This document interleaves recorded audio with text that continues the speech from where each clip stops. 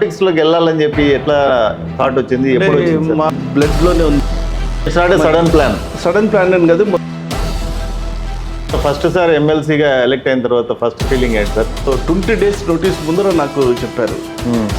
Sir రాజకీయాల్లోకి వచ్చినాక కొద్దిగా గ్యాప్ వచ్చింది కదా సార్ మీకు సర్జరీలకి మెడికల్ దానికి. డెఫినెట్గా వచ్చింది. సో మళ్ళీ సడన్ గా వెళ్ళంగానే సర్జరీ చేయగలిగారా?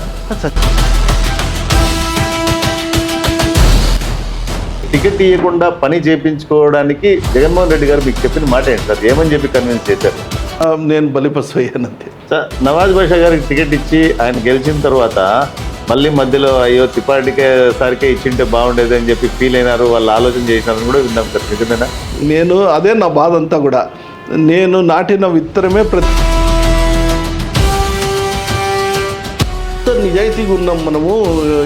పైన అభ్యర్థి నిసార్ అహ్మద్ గారు రిజల్ట్ వచ్చిన నెక్స్ట్ డే నుంచి మళ్ళీ ఆయన ఫీల్డ్లోకి దిగి కార్యక్రమాల్లో పాల్గొనడము, పెద్దిరెడ్డి గారి ఫ్యామిలీతో దగ్గరగా ఉండడము అన్నీ మేమైతే చూస్తూ ఉన్నాం అన్నమాట. మళ్ళీ మీకు 29లో కనుక డిసప్పాయింట్ అయితే so that will be your last attempt అని అంటున్నారా?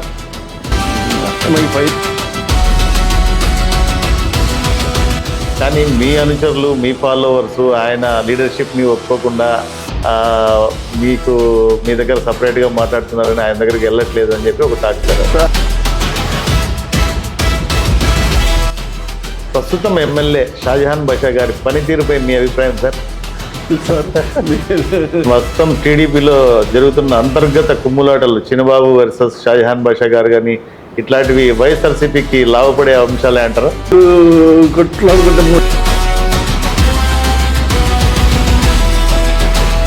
ఎగిసిపడి 151 సీట్ల నుంచి 11కు పడిపోయింది.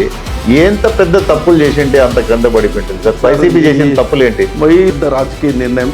రాబోయే ఎన్నికల్లో టీడీపీ, జనసేన, బీజేపీ ఈ మూడు కలిస్తే ఇదే రిజల్ట్ వస్తుందంటారా, లేకపోతే ఈసారి తేడా ఉంటుందంటారా సార్?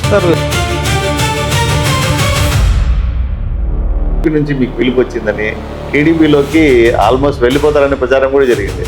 సో మీరు మరి ఎందుకు పోలేదు? మధ్యలో ఎప్పుడైనా ఒక్కసారి అనిపించిందా సార్ వెళ్ళిపోయింటే అయిపోయింది అధికారం పార్టీలోకి అని?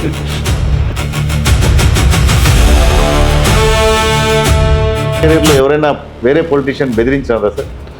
ఎమ్మెల్సీగా ఉన్నప్పుడు గవర్నమెంట్ హాస్పిటల్లో కూడా ఎప్పుడు డాక్టర్ల కొరత కూడా చాలా ఎక్కువగా ఉంటుంది. Negligence, recklessness. రామచంద్ర రెడ్డి గారు కానీ మిథున్ రెడ్డి గారితో సత్సంబంధాలు లేకపోవడము, వాళ్ళ మాటలు వినకపోవడము కానీ, డామినేషన్ తట్టుకోలేకపోవడం కానీ మెయిన్ అదే కారణం వల్ల మీకు టికెట్ రాలేదు అని అంటారు సార్. మరి అది ఎంతవరకు నిజం సార్? మీరు యాజ్ ఏ డాక్టర్గా అందరినీ అడుగుతుంటారు ప్రాబ్లం ఏంటి అని. మీకు ఏమైనా ప్రాబ్లమ్స్ ఉన్నాయా సార్ యాజ్ ఏ డాక్టర్? మా ప్రాబ్లం అంటే మేడం గారి గురించి చెప్పలేదు సార్. మీరు ఎప్పుడు కలిసారు? ఇది అరేంజ్డ్ మ్యారేజ్? వేరే ఒక అమ్మాయి నెల్లూరులో పోయాను. 29లో హోప్ ఉందా సార్? మళ్ళీ నేను ఊరికి మోసం చేయను, నేనేం తప్పు చేయను. బట్ ఏ బేసిస్ మీద వాళ్ళు మిమ్మల్ని రిజెక్ట్ చేశారు సార్ టికెట్? ఏం కాదు సార్, వాడిని చూసి వాడు ఇట్టున్నట్టు ఇది ఉంది. తిప్పారెడ్డి సార్ చూసే కూల్ కానీ మనిషి అయితే ఫుల్ హార్డ్ అంటారా?